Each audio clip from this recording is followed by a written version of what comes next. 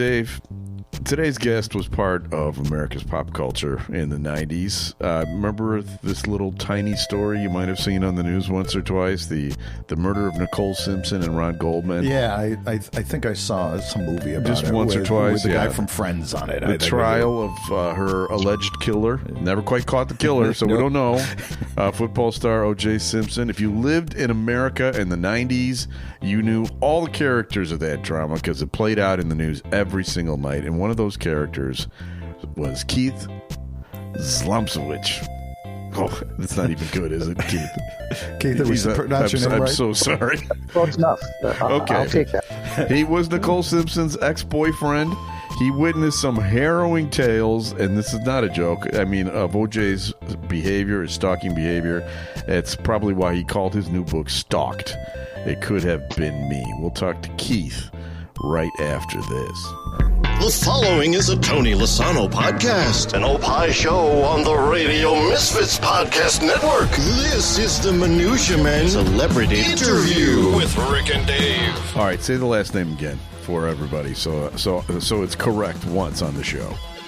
Zlomsowitch. Zlomsowitch. Okay, thank you, Keith. Sorry about that.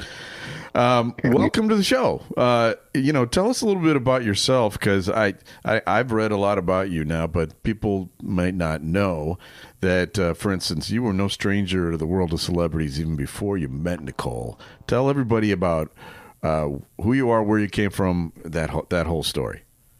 Well, I grew up in Florida as a kid and went away to go to college in Arizona. That's where I sort of started my hospitality career while I was in college, working my way through in restaurants, paying my tuition. I stepped it up to another level, moved to Southern California, got involved in the Beverly Hills and Orange County markets where in some more fine dining. And that was my segue through an introduction to someone that got me out to Aspen, Colorado, where I started the Mezzaluna restaurant chain, which our first location was in Aspen, but then I went on to open Beverly Hills and Brentwood, the famous one that Ron Goldman was employed at and Nicole had her last meal at. And I also had the Monkey Bar in West Los Angeles, which anybody in the 90s in LA knew the Monkey Bar for sure. It was a very famous place, all A-list celebrities in that one. Yeah, I mean, they all came to that. I mean, you knew on a face-to-face basis a lot of these people, didn't you?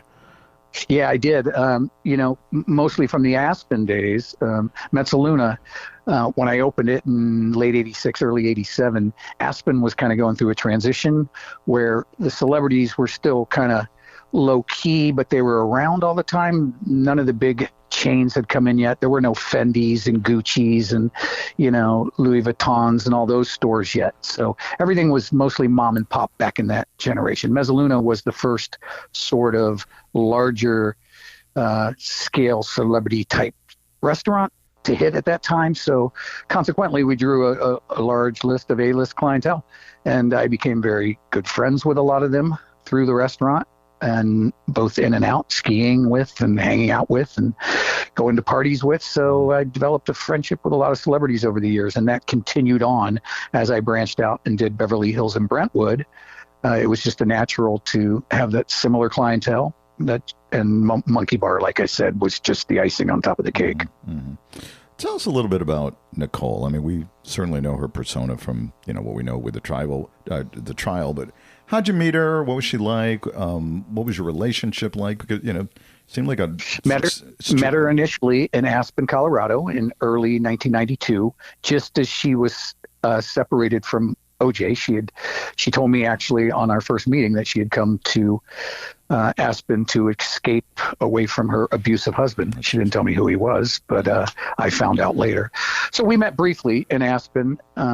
And when she found out that I had the Mezzaluna restaurants, the one in Brentwood was her favorite. It was right down the street from her house. So I had about 2 months until I was going to be in Los Angeles to sort of oversee operations in those restaurants. So we had a fun night together in Aspen initially with the agreement that we would keep in touch. And when I got to LA in a couple of months, we would sort of pick up where that night took us. And that's exactly what happened. So we talked every day. And when I got to Los Angeles in March, a couple months later, we just sort of picked up right where we left off in Aspen and started dating and had about a 2.5-3 month somewhat brief romantic relationship, which is where all the stalking and threats and everything with O.J. Simpson came into play. So that's where that whole thing happened.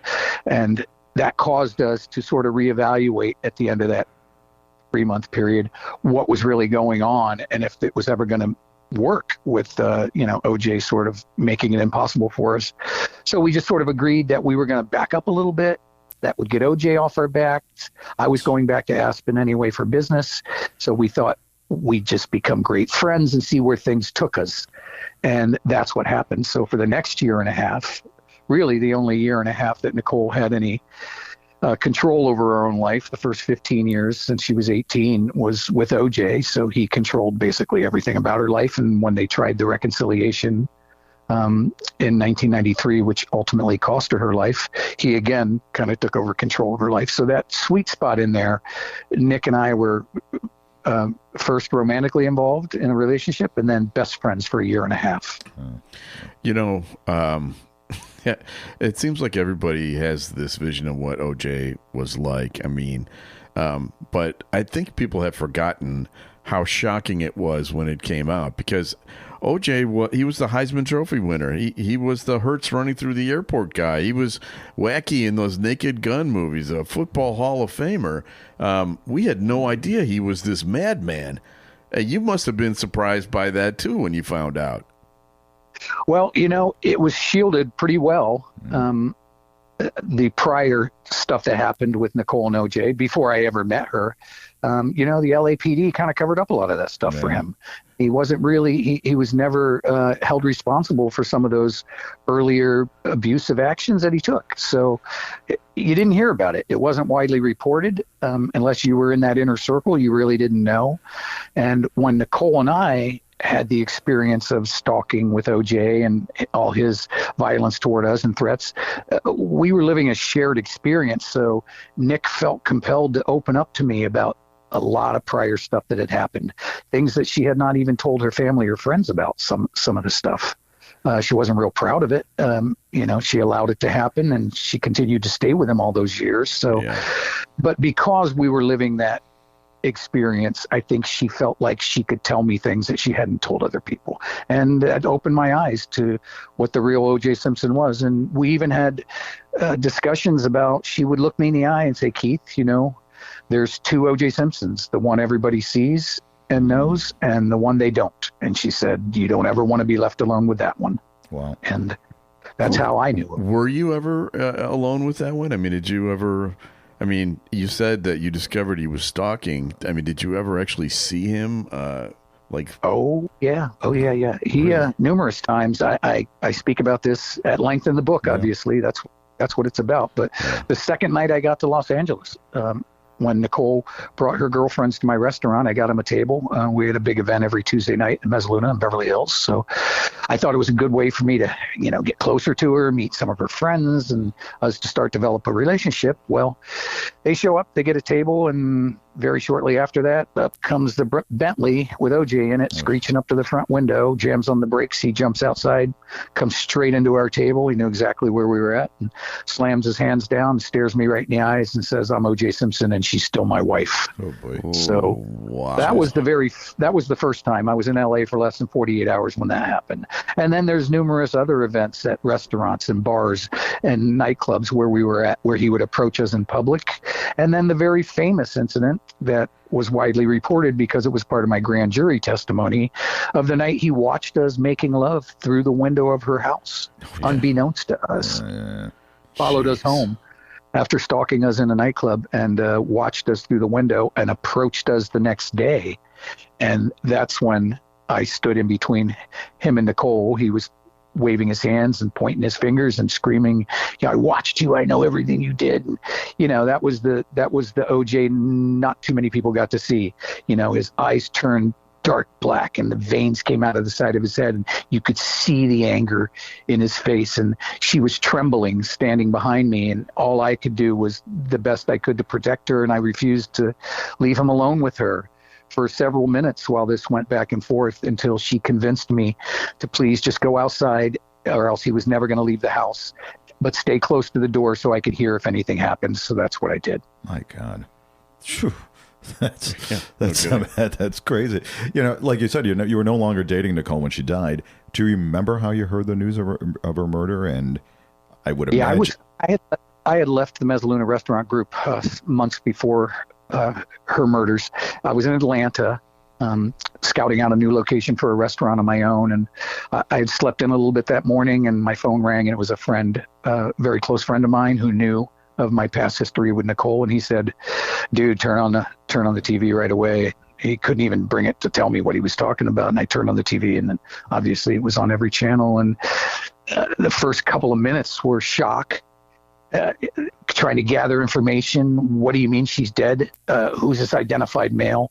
Which, by the way, everyone thought was me initially. Yeah. Oh, great. The early reports were she was found with an unidentified male. And the word Mezzaluna came out, and when people heard that, they knew Mezzalunas were my restaurants. They thought that you were the Ron Goldman, and they thought you were the other victim. Precisely, until Ron got. I thought you meant they thought you were the killer. Yeah. No. I'm sorry. Yeah. Either one is bad. They thought I was the unidentified male until found Ron's wallet and identified him as Ron Goldman, and then he's my employee at the restaurant. But that's where I was. That's how it transpired. I immediately, when I found out it was a brutal murder, I called the family right away. It took me an hour or two to get through to them. As you can imagine, their phones were tied. It wasn't the age of cell phones either, by the way. So a lot of stories I tell you are based on slow communications. So I got a hold of the family as quick as I could, and they asked me if I would please come out to L.A.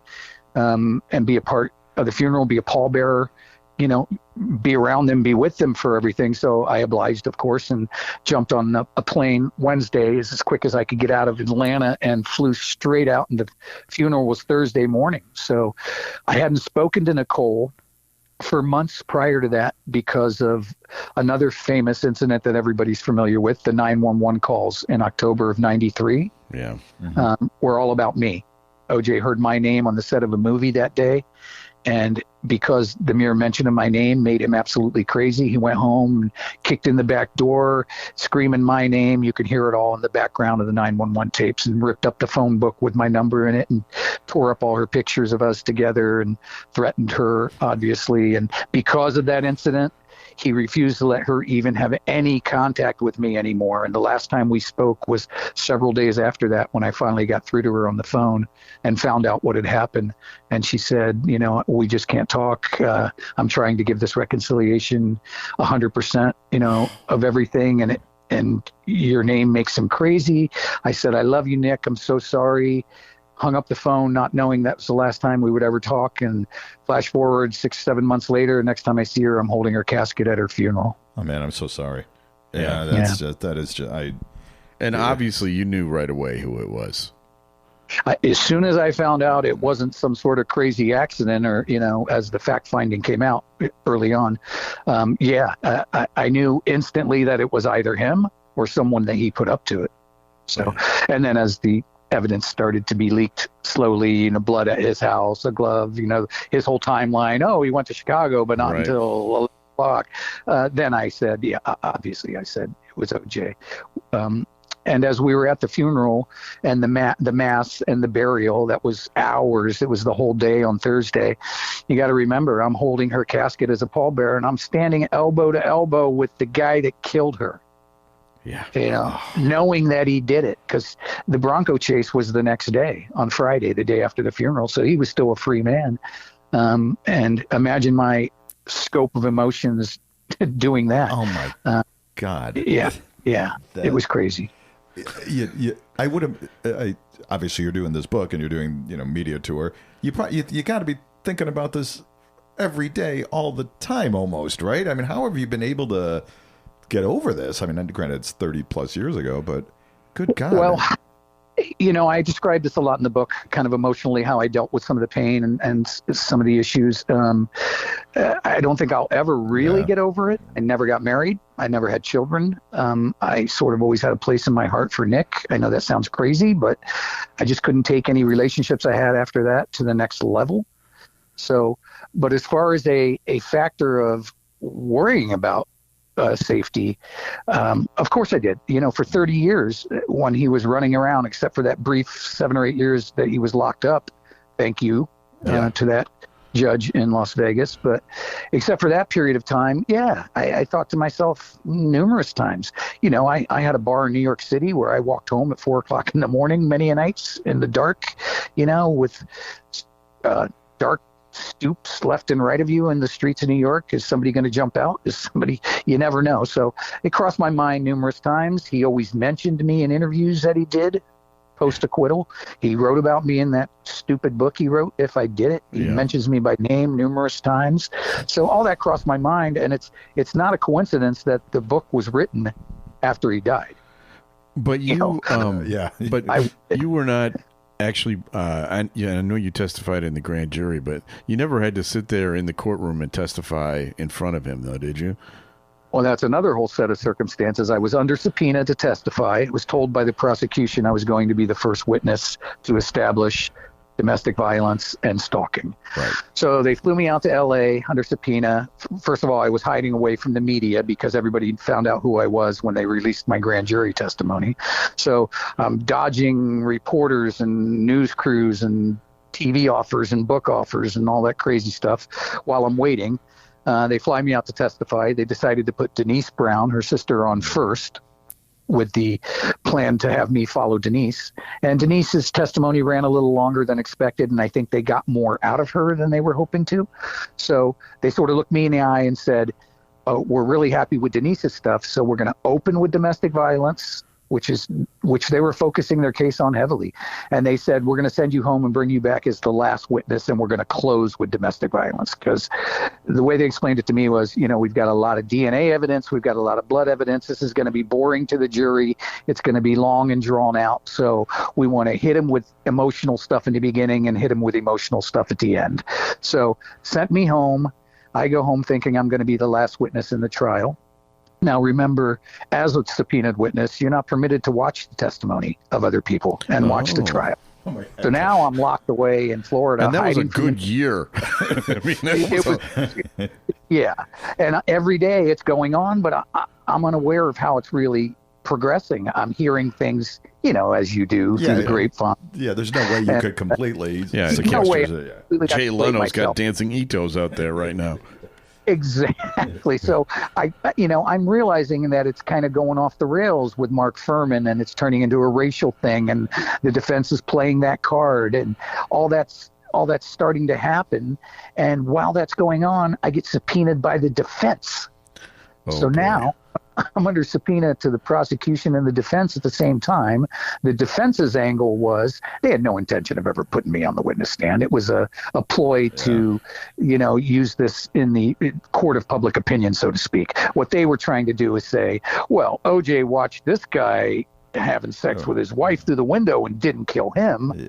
Why would he kill Ron Goldman? That was kind of, but they F. Lee Bailey used to call me, well, Keith, we're going to put you on next week. And I'd hang up the phone on him, yeah, whatever, have another drink, buddy, and I'd hang up the phone. I can't call you next week.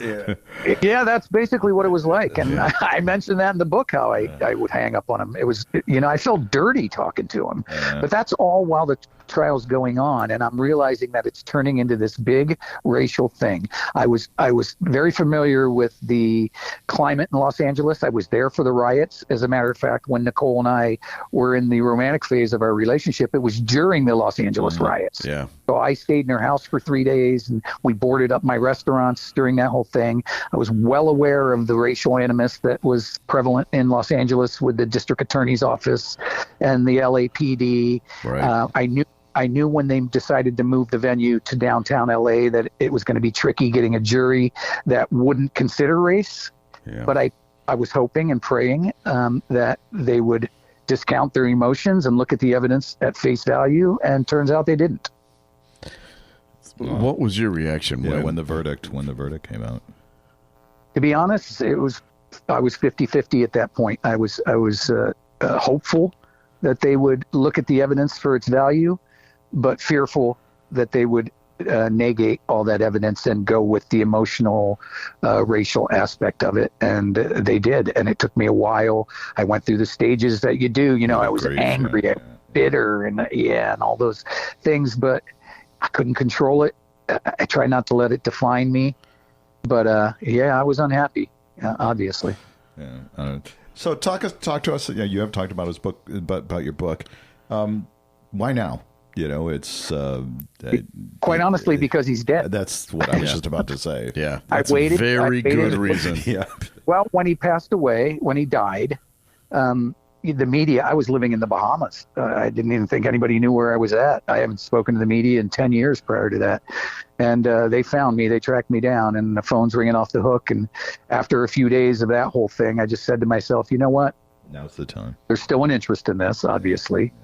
He's dead. If I'm ever going to really tell Nick's story and our story together, because I like to always speak for Nick when I can. The few documentaries I did over the years, I was very selective. I turned down many, many more than I ever did. But I always tried to be a voice for Nicole and Ron as much as I could, who gets left out of this equation quite often. But I said to myself, I'm gonna put this down. I'm gonna write it, and if people want to hear my story and buy it, fantastic. If they're sick of hearing my story and don't want to buy it, good on them, and I wrote this book as a first-time writer, so it took me a little bit of time to figure out how to do this. I've never done anything like this before.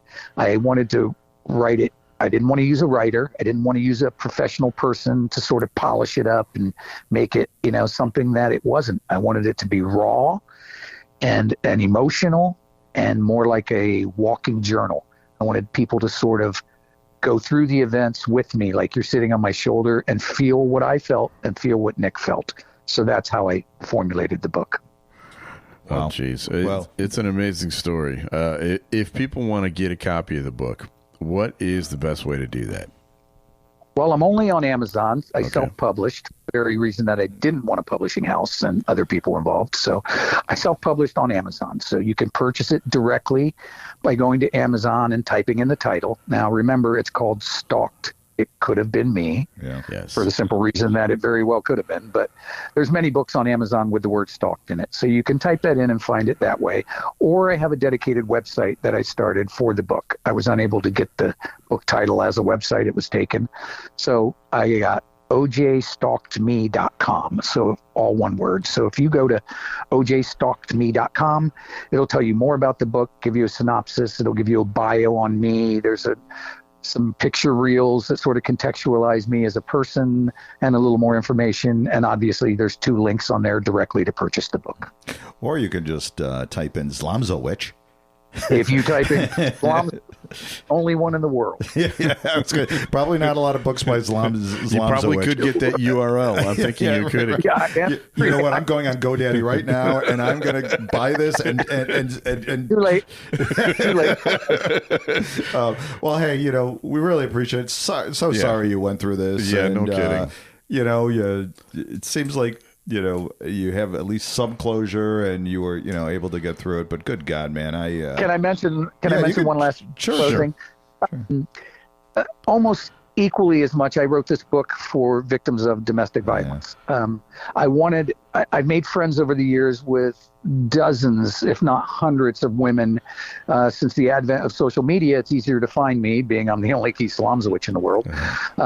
And women have reached out to me and said, I've read your story. I've watched your story. I've seen what you did for Nicole, how you tried to protect her. It gave me the strength to leave an abusive relationship. I'm still great friends to this day with several of those women. But I like to think that just my story alone might have helped some people, and this is an extension of that.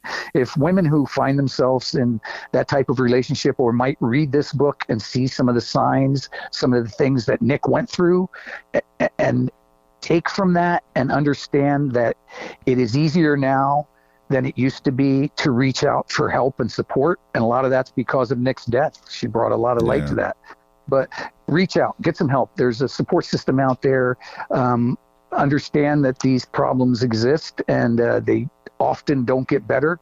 More often than not, they don't get better. Yeah. So find the strength to get out of that type of relationship and hopefully save your life or any, violent behavior that might be coming your way. Well, we really appreciate not only your time and what you're doing too. So this is great. And everybody buy the book. Yes. Thanks, Keith. Appreciate it. Gentlemen, I appreciate the forum. Thanks for having me on, guys. Okay. Bye-bye.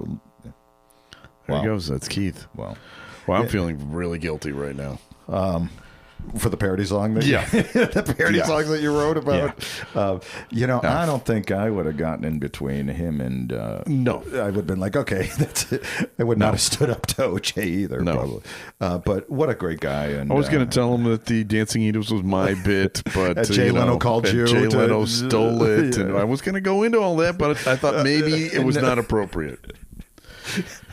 Well, we have people. Please tell me you're not going to write a parody song about him. I am not. I am not. Although if I could rhyme Zlomsowitch. Zlomsowitch. Actually, I thought he was a great guy. Absolutely. And I really am appreciative that he came on and talked to us. Yeah. And it does make you realize that these are all real people in these stories. Even one that was, just as... It was almost cartoonish at a point. It was cartoonish. Right. It was. The how many jokes about the white, the slow white Bronco, for sure. And you're right. There were people that were killed. Murdered. And so... All right. Well, thank you to Keith. Thank you to Brandon Herman for scoring that interview. Appreciate it, Brandon. Also to... Tony Lasano, and executive producer. And Ed Silla as well. And Ed Silla with the Radio Misfits Podcast Network. Great Talk Radio isn't dead. It just moved to a better place. RadioMisfits.com. And we'll be back again soon with another episode of Minutia Man Celebrity Interview. Oh, yeah? You really think so? I don't believe it for a second. Okay. The proceeding was a presentation of the Radio Misfits Podcast Network. Find our other great shows on iTunes, Stitcher Radio, and at RadioMisfits.com. Thank you. This has been a presentation of Opie Productions. Tony, can you shut up? Delay.